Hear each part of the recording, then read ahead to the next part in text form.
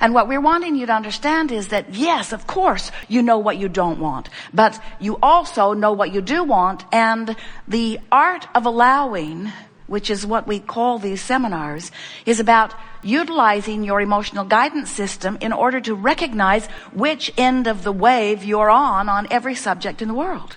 In other words, you, in the living of life and in the sorting through the contrast, you have launched a myriad of never-ending desires.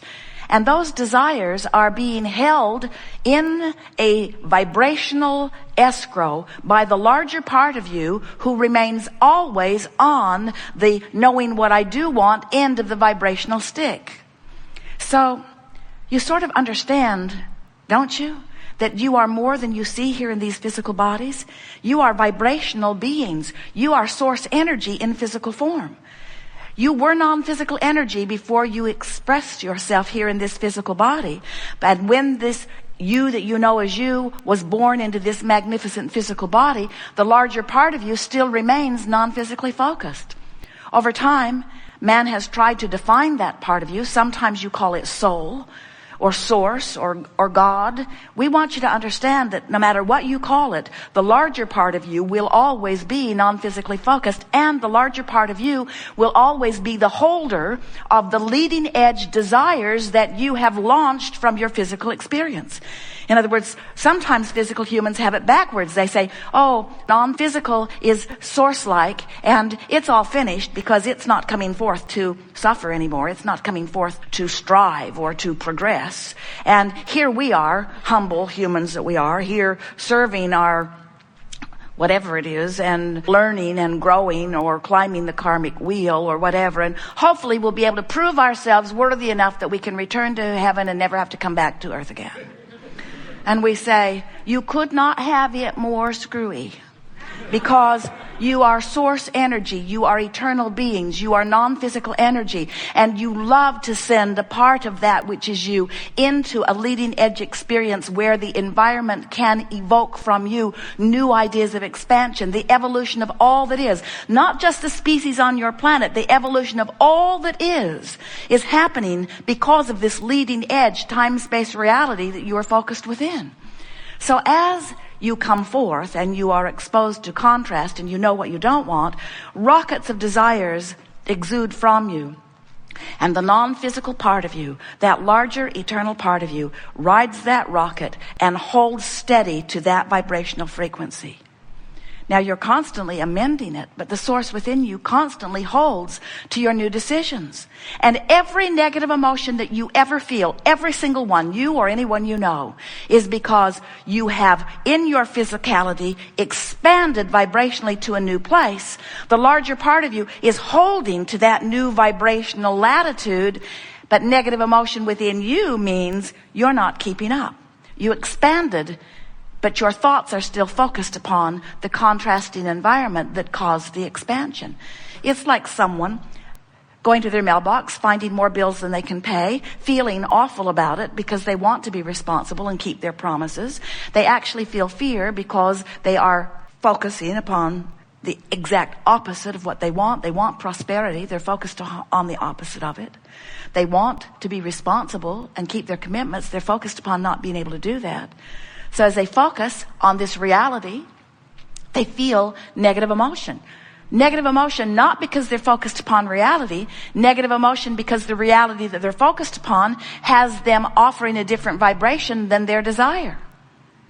So they take the emotional hit, and we say, fine, nothing wrong with that, because in that exaggerated moment, you launched more rockets of desire. You asked for even more prosperity. You asked for even more ability to keep your promises to the financial lenders. You launched even more rockets to keep your commitments to yourself. You launched even more rockets, but are you following the train of those rockets? Are you making an effort to think about how nice it will be when the money catches up with the vibration? Or are you beating the drum, it's been this way too long?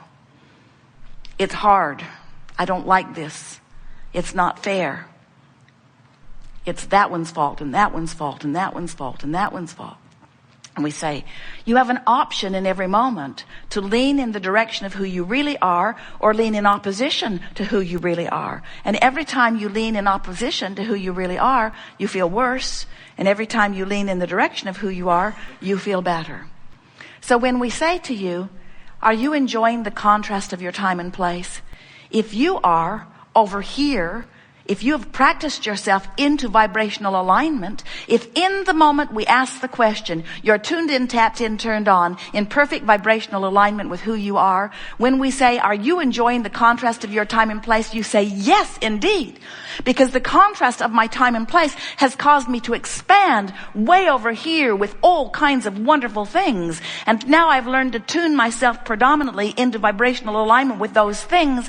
I'm living a spectacular life in terms of manifestation, but even more important, I feel great because there's no separation between me and me. But if we ask the question, are you enjoying the contrast of your time and place? And you're standing way over here, launching rockets like crazy, but not lining up with them. I know what I don't want. I know what I don't want. I know what I don't want. I know what I don't want. Abraham, you've got to be crazy. Are you kidding? Why would I enjoy this contrast? This contrast sucks.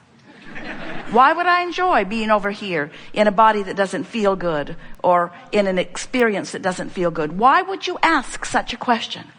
And we say, we ask the question because we know the benefit of your contrast and your asking. And we know also that the most exhilarating moments of your life experience are those moments between having launched a rocket and not being up to speed with it, but turning and going. That's where exhilaration is. That's where enthusiasm is. That's where passion is. Today, we feel satisfaction for these reasons. We have felt your willingness to focus for inordinate amounts of time, for the sheer purpose of understanding this vortex of creation that we've been talking about.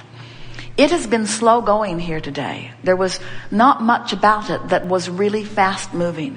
But in the process of that, what has been activated within each of you is an understanding, most importantly, of your ability, if you want to, under any circumstances, to become a vibrational match to the vibrational reality that precedes your manifestations. If you can leave here today understanding the relationship between who you really are and who you're being, and if you can leave here today with a new, resourced attitude about wanting more than anything else to tend to the relationship between you and you. In other words, to want to be in this vortex,